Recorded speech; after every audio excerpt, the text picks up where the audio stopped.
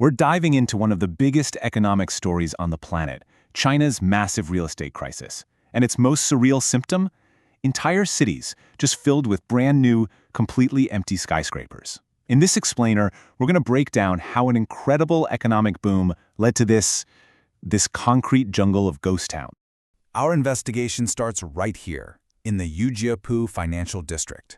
This place was supposed to be China's answer to Manhattan, a gleaming, bustling hub of global finance. But today, the reality is, well, it's just stark, empty silence. You know, travel guides don't really mince words. They call it a modern metropolis built for millions of people, but one that's just eerily quiet. It's a landscape of incredible ambition, but it's also profoundly, deeply empty.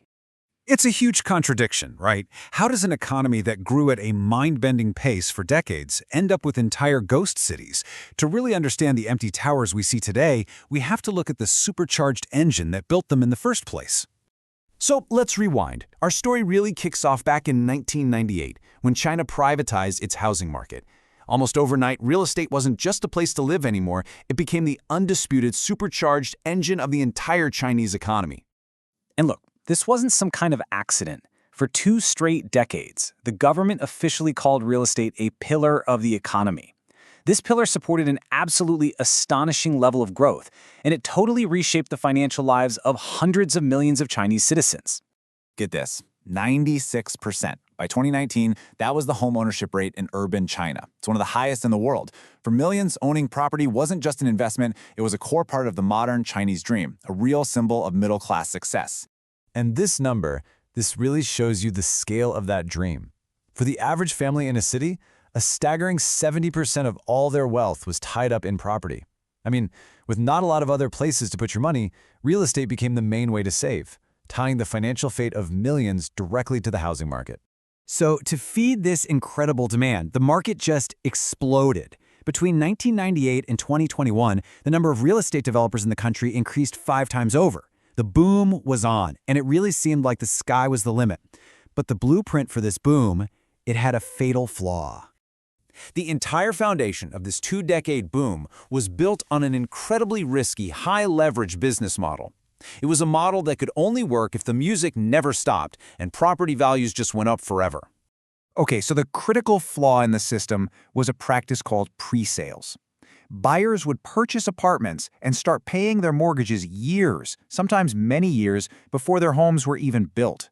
Now, this practice flooded developers with cash, but it also created a massive structural risk. And this model quickly turned into a high-stakes gamble. You see, instead of using that pre-sale money to finish the apartments they'd already sold, developers used it to buy more land from local governments and launch the next project. This created this frantic cycle where new projects were needed just to fund the completion of old ones, all of it built on a mountain of ever-increasing debt. The Economist magazine didn't pull any punches, calling it a Ponzi-like system. And you know what? They were right. It was a machine that depended on a constant flow of new money from new buyers to pay for the promises made to old buyers. As long as the market kept growing, it worked. But what would happen if it stopped? Well, by 2020, the Chinese government could see the immense risk just bubbling right under the surface. They decided it was time to slam on the brakes, and they did it with a policy that would end up shaking the entire global economy. The policy was called the 3 Red Lines. Its goal is pretty simple. Cut off the supply of easy credit and force the property sector, which was just drowning in debt, to deleverage, or, in simple terms, to reduce its massive debts before it brought down the entire financial system. The era of unchecked borrowing was officially over. And the rules were brutally simple. The government set 3 specific financial limits related to debt. The more of these red lines a company crossed, the less money it was allowed to borrow. If a developer crossed all 3, their borrowing was cut to 0. Just like that, instantly. The impact was immediate, and it was absolutely catastrophic. For a whole sector that relied on constant borrowing to survive, this was basically a death sentence. Choked off from new cash, developers started defaulting on their debts at a rate that nobody had ever seen before. I mean, just look at how these numbers skyrocketed. So here's the crucial point. The policy that was designed to prevent a crisis actually ended up triggering one.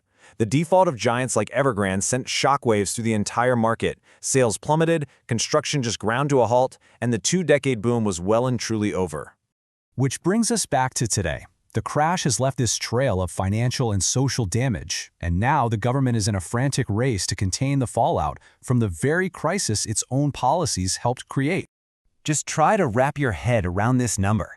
As of early 2025, it's estimated that over 1.5 million apartments that were prepaid by families are still unfinished. These are people with mortgages on homes that might never, ever be completed. And the ripple effect was just devastating. Stalled projects completely shattered consumer confidence, which caused sales to plummet. And since local governments depend on selling land to developers for their revenue, their own budgets were suddenly blown apart, creating this widespread financial crisis. So in response, Beijing has done a complete 180. They're now rolling back those borrowing restrictions, they're creating white lists of projects for banks to fund, and they're even encouraging local governments to buy up unsold homes just to prop up the market. The problem is, none of this is really new. As many analysts have pointed out, this rescue package looks a whole lot like the same playbook the government has used to bail out the market in past downturns. It feels like a short-term fix, not a long-term solution. And that leaves us with the most important question of all. Is this crisis a painful, one-time correction, or is it just one more turn in a boom and bust cycle that's doomed to repeat itself, leaving even more ghost cities in its wake? The answer to that is going to define China's economy for decades to come.